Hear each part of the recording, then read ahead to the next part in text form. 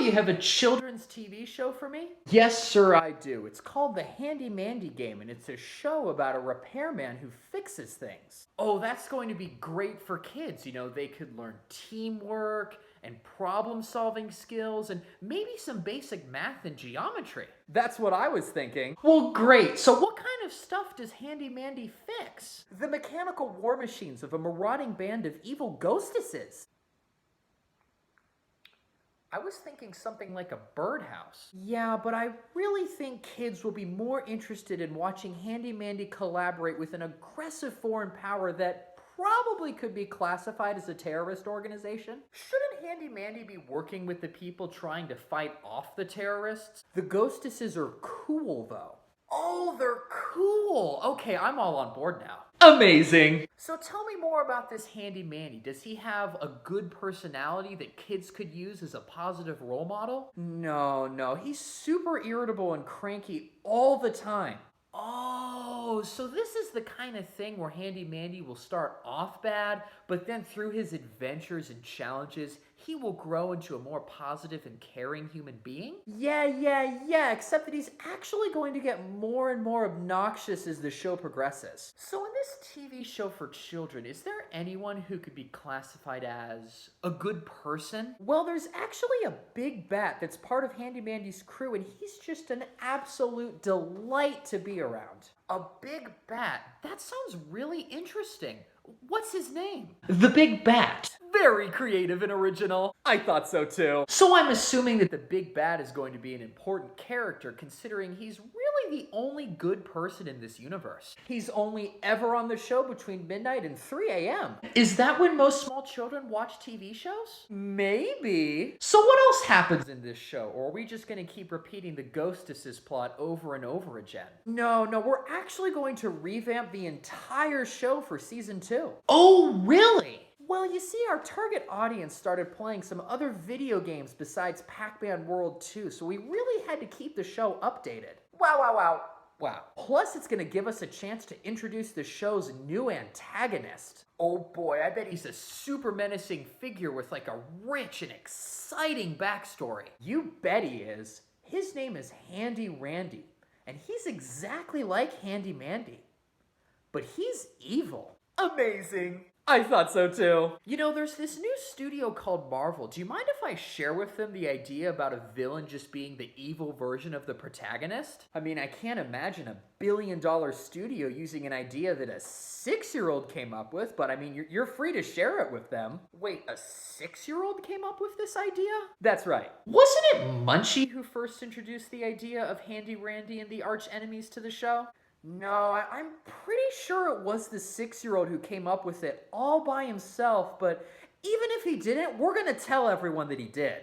Oh, stealing other people's work is tight. It sure is, sir. So now that Handy Randy's a thing, does Handy Mandy get any new friends to help him out? Yes, he does. We're gonna introduce this snake named Sammy, and he owns a soup kitchen right next to Handy Mandy's store. A snake that owns a soup kitchen? That actually sounds really sweet and wholesome. Sammy also owns a library. That's adorable. And a weapon shop. That sounds more like this show. But Sammy is actually one of the more popular characters. Everybody likes him because he tells really funny jokes. Amazing! What kind of jokes does he tell? Everybody down on the ground! Oh my god, we're getting robbed. Oh my god. You! All the money in this bag and nobody gets hurt! I don't have any money. This is just a film studio. You're lying! It's true. I swear. That's the last time you'll ever lie to the gunslinger! No, don't kill me. Don't kill me, please, no!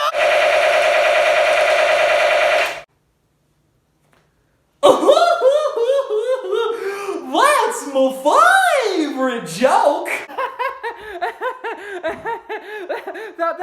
That was a really funny joke. My favorite part is when I thought I was going to be the victim of a violent crime. It is a little disturbing if you think about it for a bit. So what kind of things does Handy Mandy fix with Sammy? Barely anything. Oh, really? Yeah, in this version of the show, Handy Mandy is going to have to save the world from aliens and evil monsters. Wait, the repairman has to save the world?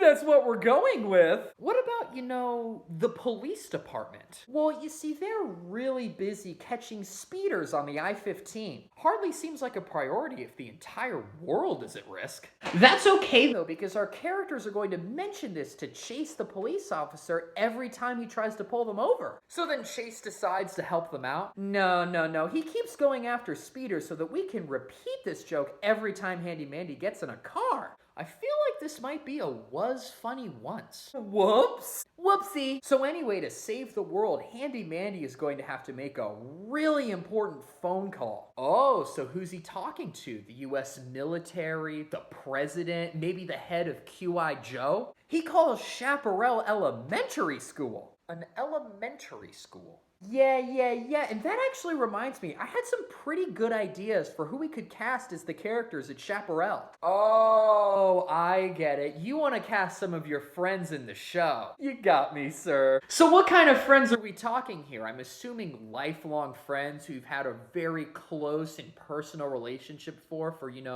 almost over a decade? No, I was thinking of a girl that I barely even spoke to and probably couldn't identify in a police lineup. Oh, okay. Well, can you tell me a little bit more about her?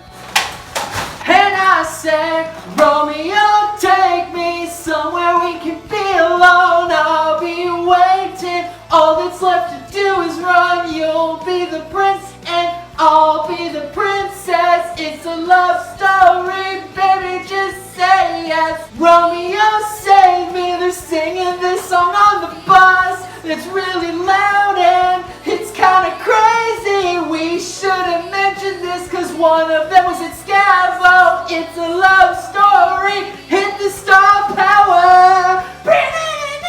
So I guess she really likes this song, but can you tell me anything else about her personality or, flaws or interesting character traits? No. I feel like that might be a problem. Well, actually, she's not really gonna appear that much when Handy Mandy calls Chaparral. Oh, okay. Well, who's gonna pick up the phone? Hello! This is... Maybe you shouldn't mention her name on YouTube. Remember, character counts! Today's character card is responsibility.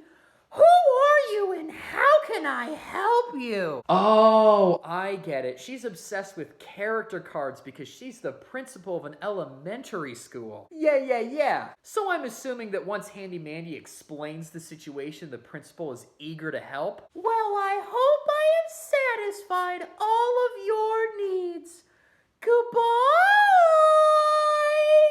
Click! She hangs up on him.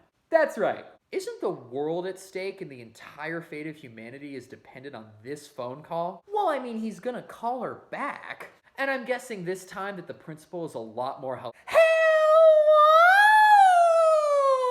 This is... Oh, so this is like never going to end. Not until Handy Mandy calls the phone company to get the number from them.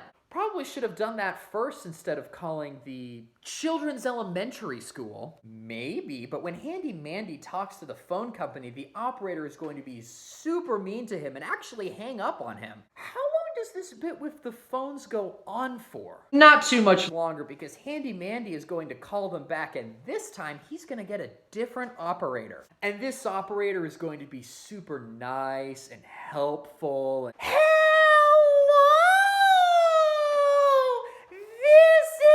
oh my god. Remember, character counts! I can't take it anymore. Click!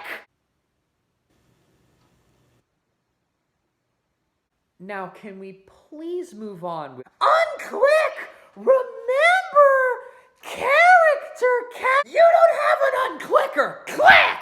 Unclick! This is the phone company! Of course we have an unclicker! Now remember... Oh my god. Character counts! Today's character card is responsibility! Who are you and how can I help you? Does this scene ever end.